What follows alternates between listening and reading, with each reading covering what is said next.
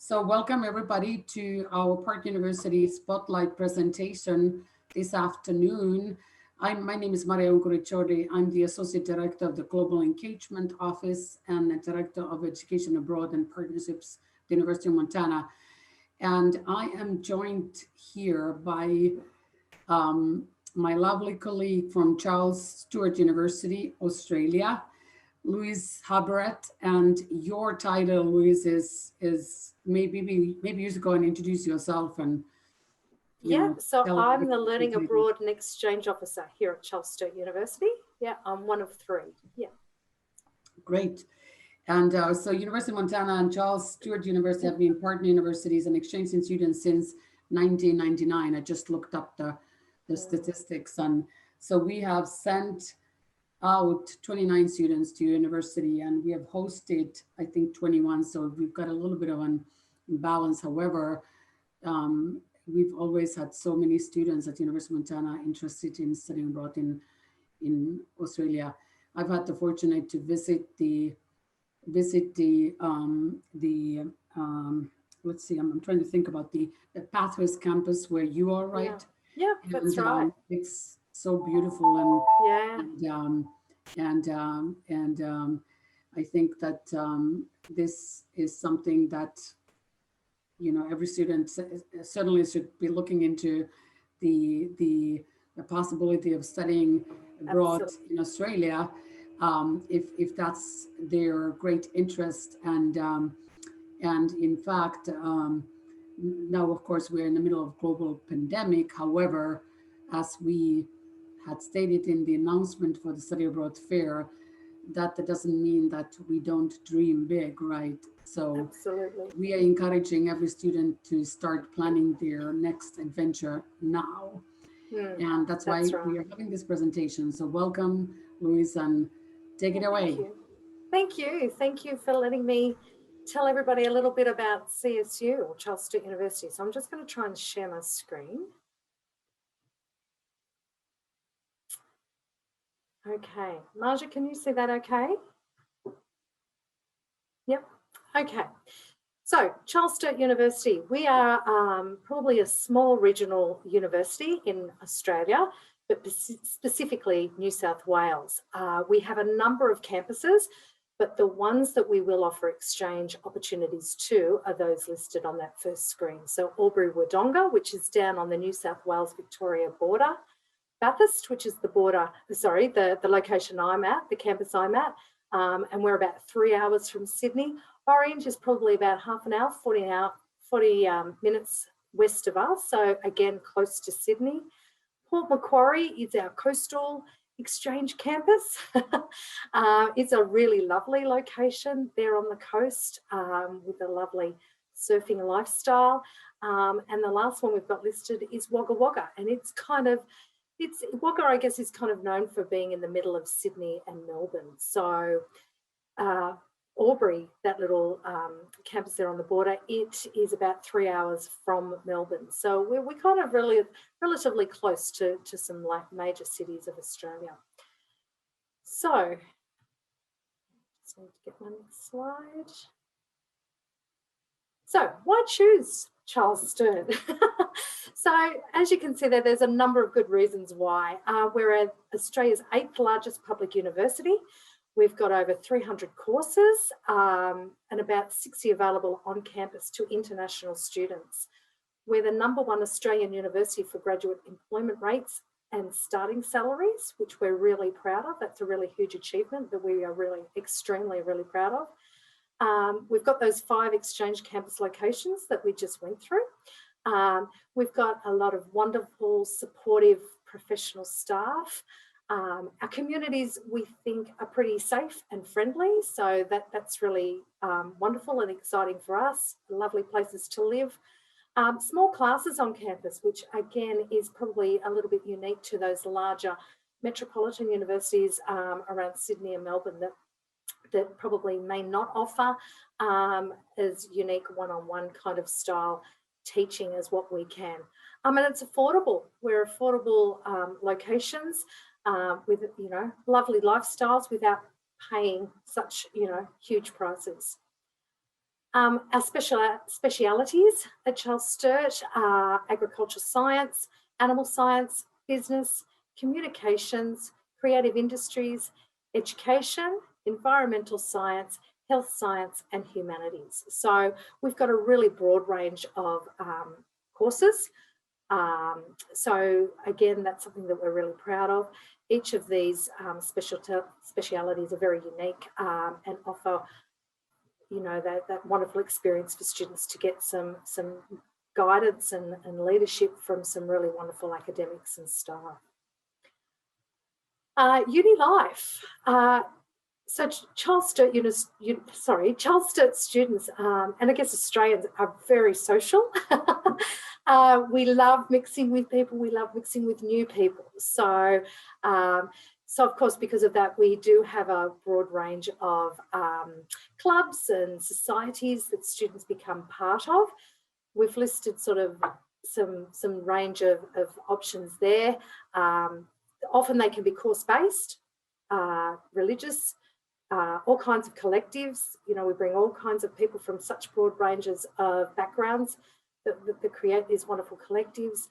Postgraduate, we do have a lot of postgraduate clubs and sort of their networking formats. Social, of course, as I said, we are very social. We have a lot of sporting groups and music, dance or theatre. So I think from that kind of broad range of social activities, we do cater to almost anyone. So anyone out there that's got even something unique or different, we're always happy to look at something new. And, you know, we are, of course, you know, a lot of our students like to try something new. So if you've got anything unique, bring it our way. We'd love to have it. Accommodation. So our accommodation is pretty much on campus. We don't like exchange students to live in our towns, only because for pure convenience. It's much easier to live on campus. You're only here for 1 or 2 semesters, so we kind of think it's easier for you to stay on campus. And that's a great way to meet our local students, our domestic students, by really emerging in that sort of accommodation and really getting to know who those people are. Quite often you might get, well, quite often I do know, exchange students are asked to go away for weekends or holidays with the people they live with. So it's a really wonderful opportunity to get a really unique experience.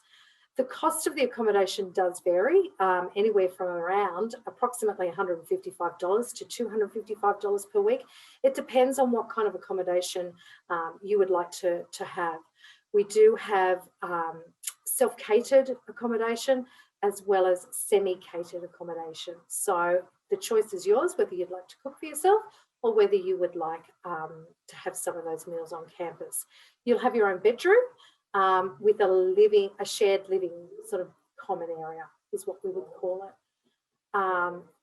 We do have residential leaders within those accommodation areas who are there to support you. So they are peers, they are also students who you may attend some classes with, but they are there to support students throughout their stay with us and sort of help you with any issues or concerns you may have. And of course, you make those lifelong friendships with your dormies. So I'm still in touch with students that have studied with us years ago. That shows how long I've been here for. But, you know, a long time ago that do still stay in touch with Australian students and still in touch with me, which is really lovely. But it's those connections that are formed, you know, for life that, you know, and there's always that good excuse then to come back and visit, and vice versa. You may find some of our students may like to follow you back and study with you for some time and experience what it's like on your campus and at Montana. So each of our communities, as I said, they're regional locations, but each of our 5 campuses that you would study at offer varied, some similar, but sometimes varied experiences. So I've listed there some of the differences between all of them. The Albury-Wodonga campus, as I said earlier, is close to Melbourne, but it's also close to the Australian snowfields. So that might be something that you're used to, and that may make you, you may want to come and see what our ski fields are like.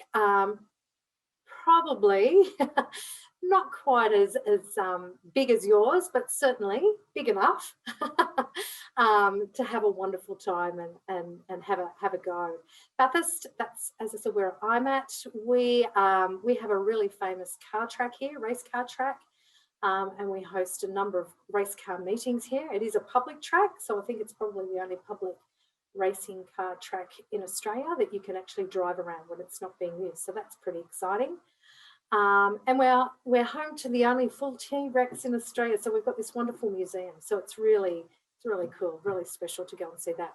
We're actually really close to the Blue Mountains. So it's probably about an hour away. So that's another really lovely location to experience things like canyoning, abseiling, bushwalks, camping, all kinds of things in the Blue Mountains. So if you haven't looked at the Blue Mountains yet, jump online and take a look, because it's just spectacular. It's just a beautiful location and just a gorgeous place. Orange is renowned for its food and many cafes, a really lovely social hub there, and home to many cultural institutions, including a regional museum and conservatorium. So that's really good. Port Macquarie, as I said earlier, that's our surfing campus. It's probably not a very an official title, but certainly that's how we would promote it, and suggest if that's kind of something that you would like to experience while you were here, that would be the campus to go to. Depending on what subjects you would like to study will determine what campus you would go to. But if any of these locations is something in particular that you would like to stay at, then we can certainly work with you to work out if that's possible or where the closest location would be. Academic life. So while we're very social, we actually do some study, get down to the core business. So at Sturt University, most of our students, their full-time load would be 3 to 4 subjects. So that ranges anywhere from 24 to 32 points. We would work with you to see if any of those subjects would have any prerequisites.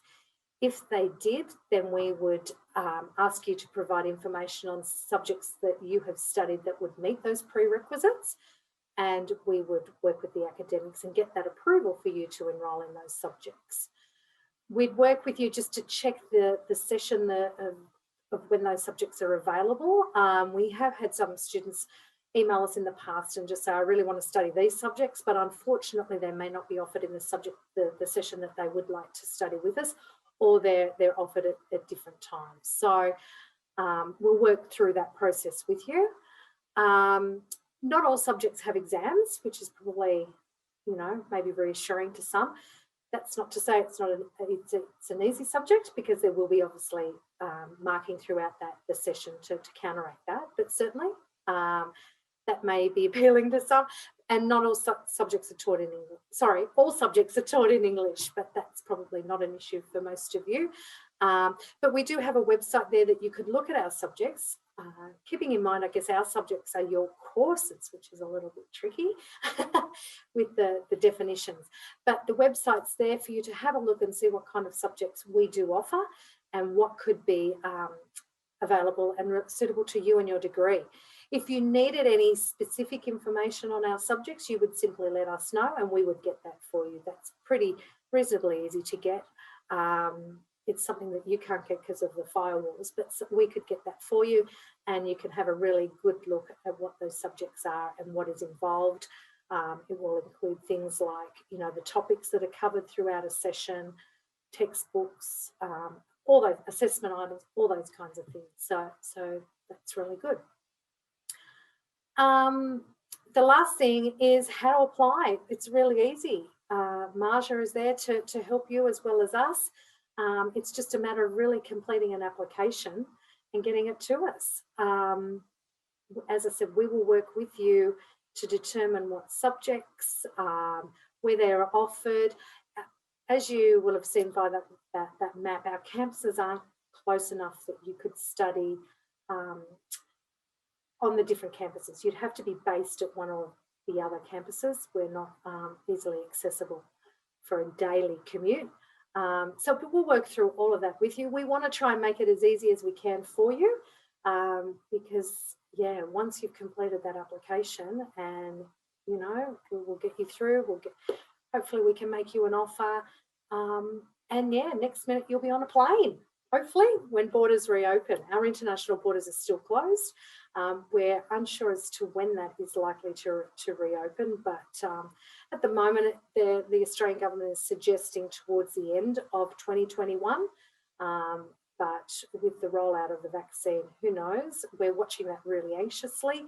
And if anything changes, we will certainly be in touch with Marja to perhaps then advise all of you as to when you could come and study with us. But that's pretty much from me. I've just included there our contact details, our website, and our Facebook address, just so you can take a look and have a look and see what we have available. Yeah, if there's any questions, don't hesitate to contact me through that email address there. I'm happy to help and provide as much information and guidance as I can to help you come and study with us. But that's pretty much it from me. Thank you, Marja. Yeah, thanks so much, Louise. And just for anybody, if students are listening, in order, once you apply to study at this university, so before you would complete the Sturt University application, you would first complete the University of Montana online exchange application. So we have an internal application process here, and then we will have students submit a number of the documents online, such as transcript and, you know, and one academic reference, and then their study plan that then they get pre-approved here at our institution. And then once the student is selected, then they will receive instructions how to complete your application, just so that everybody knows that students don't apply directly to That's right. Yeah. So that's just an important piece of information. The other thing that has often come up with our partner universities in Australia and also New Zealand, when you have several campuses, like you have 5 campuses, is whether certain subjects are only offered at certain campuses. So I know that you had explained in your presentation, which was very thorough and wonderful, and I think covered all the important points, is that students will need to choose which campus to apply for, which is important. But the question is that, let's say if they want to study business, can they study that at all of the campuses, or is it just at certain campuses? Business, yeah, can be offered on most, but yes, you're exactly right, Marja, that our campuses are pretty unique with what they do offer. So, for example, animal science is only on the Wagga campus. Communications, theatre, media, and creative arts, they could be offered on Bathurst and Wagga. So, yeah, there are some courses that will be offered on each, but yeah, predominantly where what you need academic recognition for would determine what campus you would go to.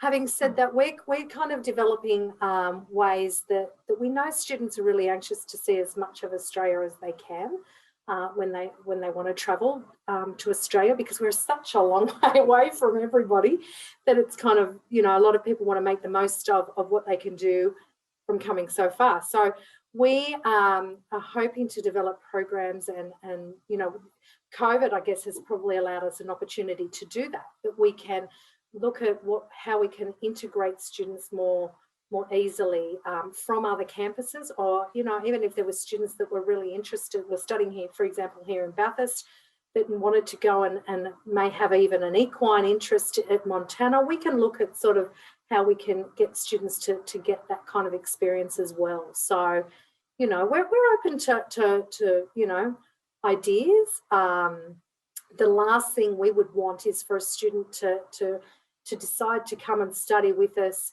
with a few things in mind, then find out that it may be difficult, for example, on the Bathurst campus, and think that opportunity has gone. So we would be really interested to talk to students to help them achieve as much as they can you know, what they were planning to achieve from studying with it. So does it mean, so first of all, two follow-up questions. So one of them is that once you look at the course listings, will it say which campus it's offered? It will, but it can be a little bit tricky to understand. So sometimes what could be easier is if any of your students were really interested in coming to study to you, they would contact you, as you said, make first contact with you, have a chat to you.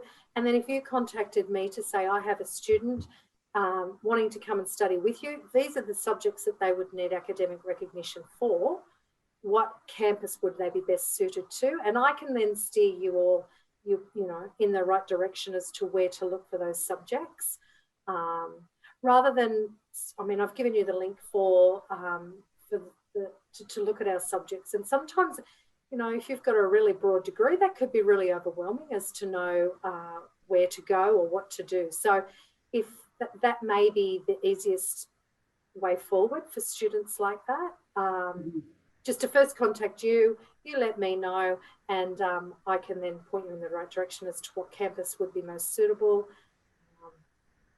Otherwise, as I said, it could be a little overwhelming.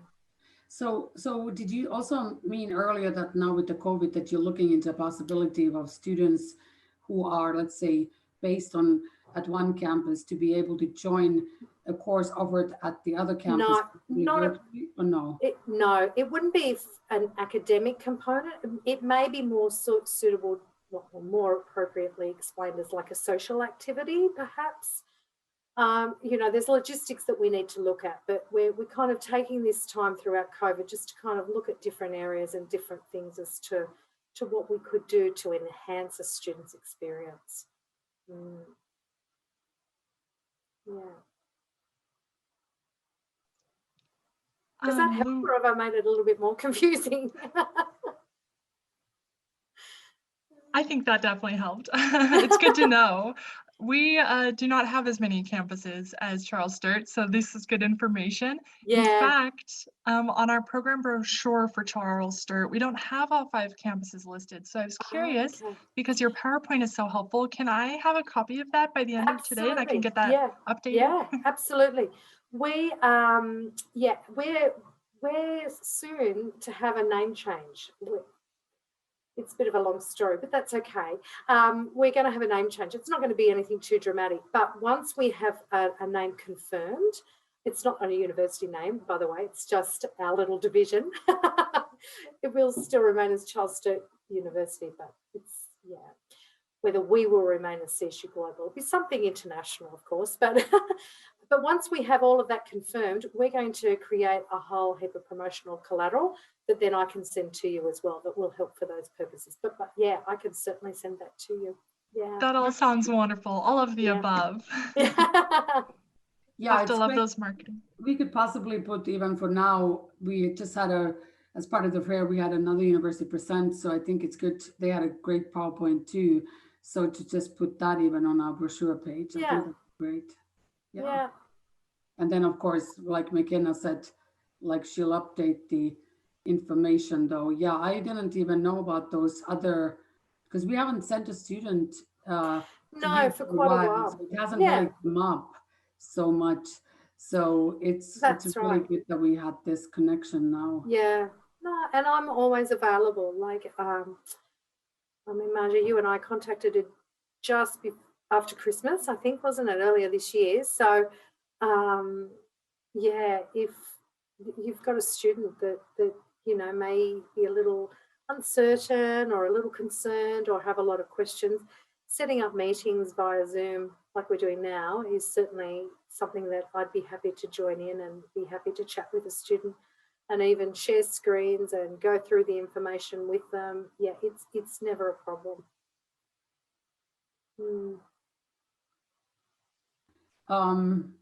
Is there any, I'm just trying to think if there's any other immediate questions.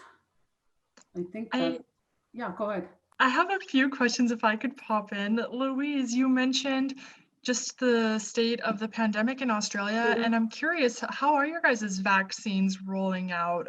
Any thoughts on that? As in, how is it rolling out? Like, Yeah, like in Montana, we're getting vaccines right now. They're kind of focused on the elderly, so Yeah. it might be a while before younger people or people without health issues get it, but maybe by summer is what we're hoping. Yeah, I think, yeah, the plan, the first vaccine was given on Monday in Australia, so it's brand new to us. Yeah, it's literally just landed and is starting to roll out. But I think we're hoping that a vast majority of people will be vaccinated before, or certainly, towards the start or middle of our winter, where perhaps that sort of normal flu season starts. So I think that would be the plan, to get it sort of rolled out. That's nothing official. That's just coming from me. Of course, we won't hold you to it. Just to hear that it first came in this week on Monday. That Monday, is so yeah. interesting. I know, yeah. So we have been waiting for quite a while, like everybody. But yeah, so Monday was the first rollout, and I think because generally we have been doing it okay. We have been fortunate enough not to feel such a huge impact like a lot of other countries. And I guess maybe that's the beauty of being an island so far away from everybody, that we have been able to control it really well. And we have just as an FYI, I'm not sure if a lot of people would know, but we do have a quarantine system in place that anyone travelling to Australia at the moment is required to quarantine for 14 days. So they pay for that. They actually go into a hotel, straight off a plane into a hotel, 14 days, and then you can carry about your business. So that, I think, has worked really well for us, that we have been able to capture and sort of contain people that did present with COVID symptoms upon arrival into Australia. So yeah, but it's an interesting time that as you know, we will start to see that rollout period. They'll start with the elderly, those frontline workers, and then it'll just progress throughout the communities of Australia. So we'll just. You said that the border is closed though, so are those arriving to Australia, are those in Australian citizens that you were usually saying? Yes, yeah, pretty much. exactly. So who are arriving, and then they are required to quarantine for 14 days at their own expense. That's right. Yeah. Do you have this? Well, I guess so those would be Australian citizens. And how about are you, like in terms of outgoing travel, is it just limited for you for essential, or? Yeah, I think you have to apply to the government as to why you want to travel, and you are either given permission or you're not given permission to depart. So, but the flights are very limited, so it is difficult to come and to depart. But yeah, there are a few around. But yeah, that's kind of where we're at.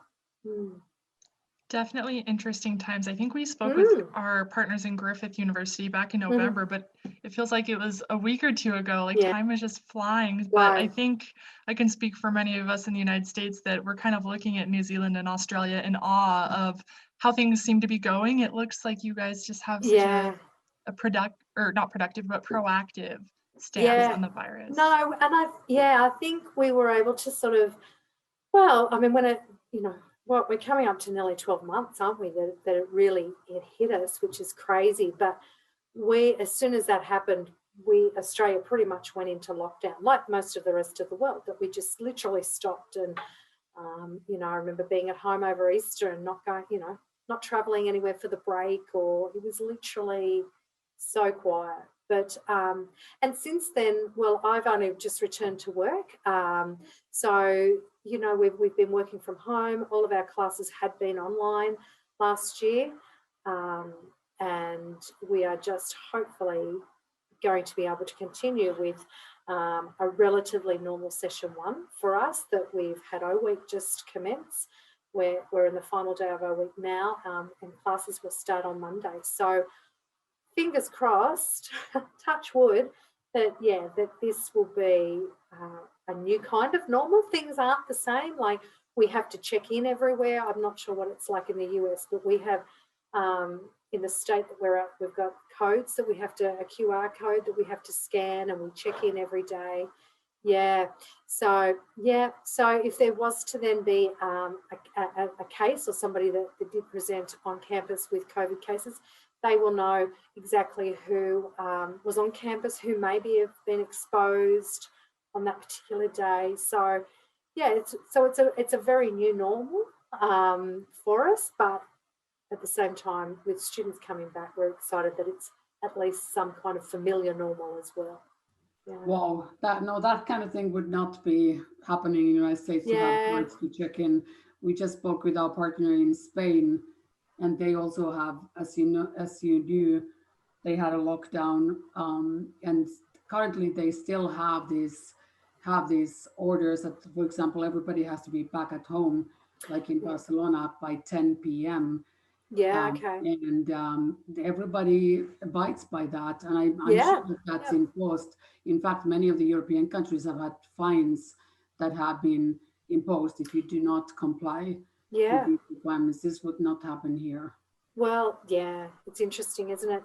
And Melbourne, well, even Sydney, over Christmas we had little clusters, and the concern was that those clusters were a version of the more contagious COVID from, that originated from the UK and South Africa. So they were really concerned. So they locked down in Sydney particular suburbs and just said over Christmas, for some, they were locked down for maybe nearly 14 days, even more. Like they couldn't leave their local area.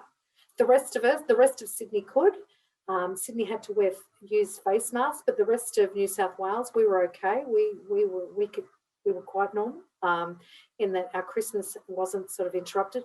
Melbourne has had a few lockdowns where and I think it was last week, the week before. The weeks are all blending into one another, but there was an instance where they had a few cases and they locked down all of Melbourne again, as well as regional Victoria. I think they may have had to wear face masks, but they were limited to where they could go. So it seems to be as soon as there's an outbreak, they're on top of it pretty quick and will lock things down just to try. And it seems to be proving that it's not spreading. Like as soon as they can lock that down and keep it contained, because pretty much for us here in Bathurst, we've been relatively untouched by COVID. We other than these new normals of checking into places and, being at 1.5 meters apart, or having to book into restaurants now, and, all that kind of stuff, it's just, we've been okay. We're, again, touch wood, because that could all change. I mean, that's not to say we're not vulnerable. We are certainly vulnerable. Are you required to wear face masks on campus? No. Yeah, no. I have to laugh. Do you guys say touch wood down under? Yeah. Because we say knock on wood. Oh, really? Yeah. Touch wood, and it's whatever you can find. Usually my head, I go straight forward, but whatever's around, because it's like, I don't want to jinx us. Like, that's the last thing I would want. That's what we're all saying. Be hopeful, but still be cautious at this point. I have to ask a lighter question. One of the photos you shared, of course, not to be stereotypical, but Australia and kangaroos, like, of course, the match made in heaven. Are those kangaroos in that photo? Is that on your campus? Yeah, I can. Yeah, wow. It's early morning. Well, it's not early morning. It's 9 o'clock in the morning, but it's a little bit foggy this morning. But usually, we have kangaroos around us, like, all the time, like, and quite big ones. Like, there's just a little area just outside our office here where they'll come. And it's quite a nice grassy area and in the shade, and they're quite happy just sitting there. They'll look at us as if to say, well, what's going on? Like, what are you doing? You're interrupting my my grazing. I saw behind us. Oh, sorry, Marja. Yeah, I saw them when I was there. Yeah, you would have. Yeah. But behind us, there's like a nature reserve as well, where you can actually go for really lovely walks. Not hard walks, but just lovely. And there are hundreds up there. So you'd be guaranteed to see a kangaroo for sure. That's amazing. Now I feel how people must when they come to Missoula, Montana, and they see deer all over our campus. And just, it's like, we know they're there. That's What exactly about what it would those, be. Louisa, those little ones, the wallabies? The wallabies, yeah, they're not quite as big, yeah. They're not quite Yeah. as big. The wallabies, you see a lot of them too. They're really cute too. So they're kind of smaller than kangaroos. We went to this national park that's close to Gold Coast. I'm trying to think about the name, that is very famous for its birds. Oh. Maybe you remember. I'm not remembering the name now, but they also had, wallabies. Oh my God, they are the cutest. They are cute, and you do literally want to go up and just pat them, but not the ones here on campus. You can't. They're too unpredictable and too big. Some of them are really big. They're just like, oh yeah, okay, no. Because they're while they're grazing, they're lovely and cute, but if they stand right back, then they're really big and tall and quite broad-chested, some of them. So it's like, yeah. But they're quite happy to be left alone. Like, it's not like they will charge you down or anything. They're quite happy. Yeah, they mix well with us. That's good to hear. No horrible kangaroo No, incidents. no, none at all. Actually, they'll be on the move because the car racing track that I alluded to in my presentation here in Bathurst is literally just outside our windows as well. Like, it's not on top of us, obviously, but we can see it. So the cars today with their racing, will start to make some noise. So they might get a little bit like, what's going on? So we may be on the move a bit today. So we might see some, more than normal today. I also liked your flat whites, the coffee. Oh, yeah. Yes, it's amazing. It's kind of like not really like a cappuccino or latte, but it's called flat white. Yeah. Isn't it funny, all these different little things that we take for granted that we just think are everywhere, and then you go, oh yeah, hang on a minute. That's what makes this line of work so much fun. I Right? know, it's fun, and it's, we're all getting to the stage now where we're all missing that international travel, that whole, it's as soon as you can say, it's like anything. When people say you can't do anything, that's when you want to do it. So, and you think, hang on, well, I've got control of the decision as to when I would like to go, that's fine. But when somebody says, no, you can't go, it's like, well, hang on, I want to go now. And so to not be able to do that, it's very tricky to experience all this fun stuff. So makes you realize how good we have it. We just got to push through this period now. I know, and I think we will. I think the vaccine, I think there's starting to be that light at the end of the tunnel that I think we're all universally heading towards. So I think, we're going to come through it. We will. And, well, I don't think things will be back to the normal that we once knew. But I think we will get back to some, relatively kind of normal that we can. Yeah. And I think that, the virtual component of our work will hopefully stay. And, so think about that, what we discussed at our meeting, and can be back. So we're hoping we're in the progress of setting up the U of M, like a COIL center, a virtual program center in the GEO office. And so we have our English Language Institute chair is actually has a lot of experience in the designing virtual classes, and she's also working with us on this. And so we've reached out to a number of our partner institutions and had meetings about this, and we had already, as I mentioned, one COIL course without a Japanese partner. We're actually going to continue with another COIL course with them next fall, and then hopefully with one of our German partners too. So let us know. Being able to have some conversations with your faculty and departments. Yeah, that'd be great. And I think after our last meeting, when you had told me about your COIL program, I spoke to colleagues and they were really excited. So we may be in touch just to get some advice and do that, collaborating and get some advice and tips on what to do. Yeah, one of the things also be a lookout for is some external funding opportunities. We have some faculty who are applying for some grants to initiate these virtual projects. So to get a seed grant would be great. So if there's any, see if there's any opportunities, and if you need, like, let's say as an Australian university, and if you need a US partner, so we would be very interested. Okay, well, that's good to know. Look out for those opportunities. Yeah, as all right. well. Yeah, perfect. No, that'd be great. Thank you. Yeah. Okay, I think we're gonna probably wrap up. We'll let Louisa go and off with her other things, and we're gonna thank her so much for this, and look forward to our continued strong collaborations. And, yeah, absolutely. And wish you all well there down under. Thank you. Thank you, and likewise to you guys too. Stay well. Yeah. Take care, and take care. All right. Thank you. Okay. Bye. Bye, everybody. Bye. Bye. Bye.